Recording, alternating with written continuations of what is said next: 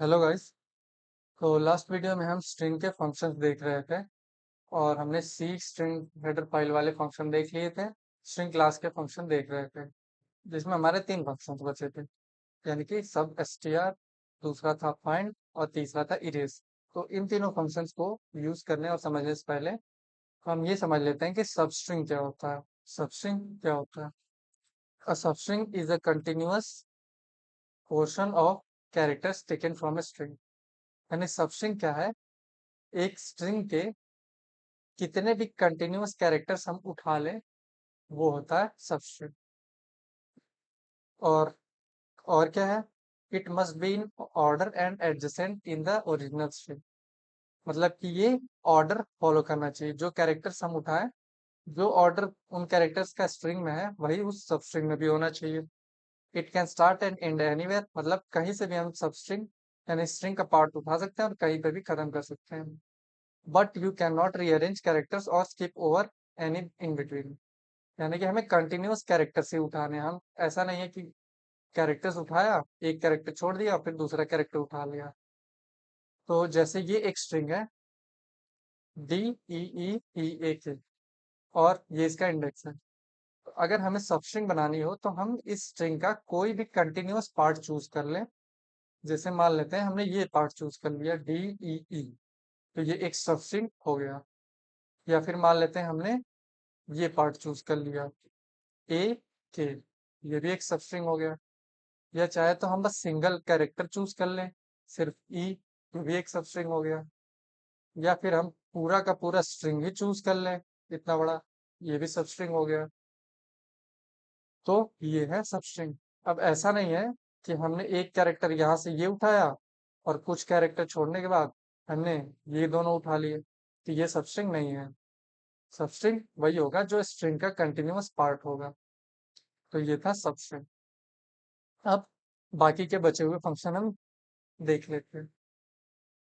तो सबसे पहले हम देखते हैं सब str फंक्शन। तो उसके लिए एक स्ट्रिंग बनाते हैं, स्ट्रिंग s इक्वल्स टू जो एग्जांपल में हमने देखा था।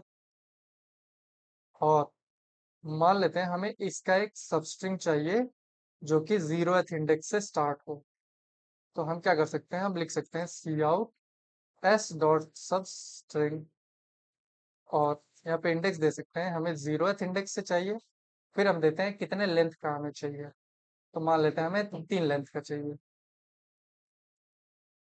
तो अगर इसको हम रन करें तो हमें डी ई ई मिल जाएगा। ये 0th इंडेक्स से स्टार्ट है और 3 लेंथ का सब स्ट्रिंग है। तो इसको अगर रन करें तो डी ई प्रिंट हो जाएगा, ये आ गया। अगर हम इसमें लेंथ ना दें तो बाय डिफॉल्ट ये पूरा स्ट्रिंग प्रिंट कर देता है। अब रन करें हम इसको तो पूरा स्ट्रिंग प्रिंट कर देगा। अगर इसका इंडेक्स हम 2 कर दें तो ये इस वाले ई से लेके पूरा स्ट्रिंग प्रिंट हो जाएगा। तो ये हो गया। तो ये था सब str फंक्शन। तो दूसरा है फाइंड फंक्शन। फाइंड फंक्शन क्या करता है? ऐसा सब स्ट्रिंग पास करें जो कि स्ट्रिंग में प्रेजेंट हो, तो वो हमें वो इंडेक्स देता है जहां से वो सब स्ट्रिंग स्टार्ट हो। जैसे मान लेते हैं हमें ई ई सब स्ट्रिंग फाइंड करना है, तो ये सब स्ट्रिंग किस इंडेक्स से स्टार्ट हो रहा है? ये फर्स्ट इंडेक्स से स्टार्ट हो रहा है और हमें ये फाइंड करना है। तो हम कर सकते हैं C out S dot find, और यहाँ पे हम दे सकते हैं ई ई। तो यहाँ पे हमें क्या मिल जाएगा? इससे हमें मिल जाएगा इंडेक्स 1। इसको रन करें, यहाँ पे 1 मिल गया। तो ये था फाइंड फंक्शन। तीसरा फंक्शन क्या था? वो था इरेज फंक्शन। इरेज फंक्शन भी हम देख लेते हैं। तो इरेज फंक्शन क्या करता है? इरेज फंक्शन जो है वो स्ट्रिंग में से कैरेक्टर्स को इरेज करता है। जैसे कि यहाँ पे अगर हम लिख दें एस डॉट इरेज, हमको इरेज करना है इंडेक्स 0 से 2 कैरेक्टर्स इरेज करना है मान लेते हैं। तो ये डी और ई इरेज हो जाएंगे। अब अगर हम सी आउट करें एस को,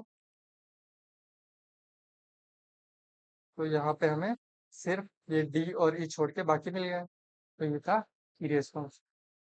तो ये तीनों फंक्शन थे जो कि सब स्ट्रिंग से रिलेटेड थे। तो इस वीडियो के लिए इतना ही। मिलेंगे नेक्स्ट वीडियो में।